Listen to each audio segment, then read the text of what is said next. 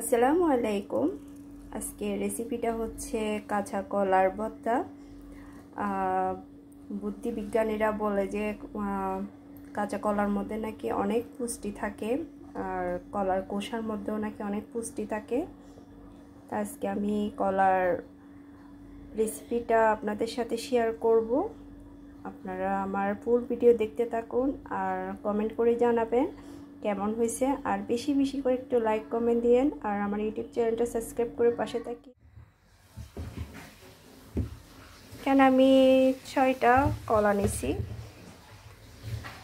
পুষ্টিবিদরা বলে যে কলার কোষাতে নাকি অনেক ভিটামিন থাকে, তো কলা দিয়ে হচ্ছে কলার ভর্তা বানাবো আজকে আমি। কলাগুলা কেটে নিয়েছি, কোষা শুদ্ধ এখন সিদ্ধ করতে দিয়ে দিব। এদিকে চুলাতে পানি দিয়ে দিছি, আবার সিদ্ধ করতে দিয়ে দিব। এমনভাবে সিদ্ধ করতে হবে যাতে পানি একদম শুকায় যায়।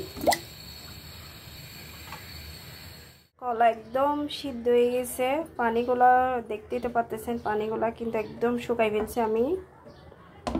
এখন এগুলা আপনারা চাইলে ব্লেন্ড করতে পারেন আর পাটাতে পিষে ফেলতে পারেন। আমি হচ্ছে পাটাতে পিষে ফেলবো।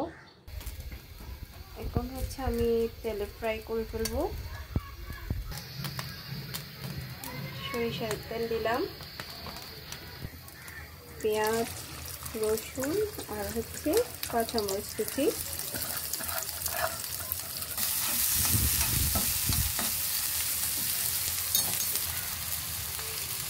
আদা চা চামচ হচ্ছে আমি গরম মশলা দিচ্ছি, এগুলো হচ্ছে হোমমেড গরম মশলা।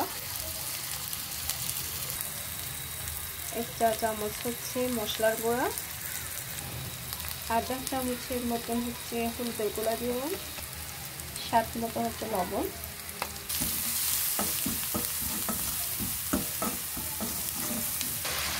এবার হচ্ছে আমি কলাগুলো দিয়ে দিচ্ছি।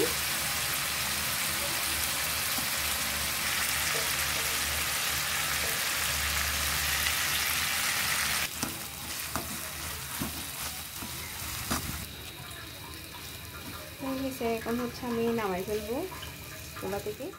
হয়ে গেছে আমার কলার ভর্তা। গরম গরম ভাতের সাথে কিন্তু অনেক গরম ভাতের সাথে, আর এক টুকরা হচ্ছে লেবু।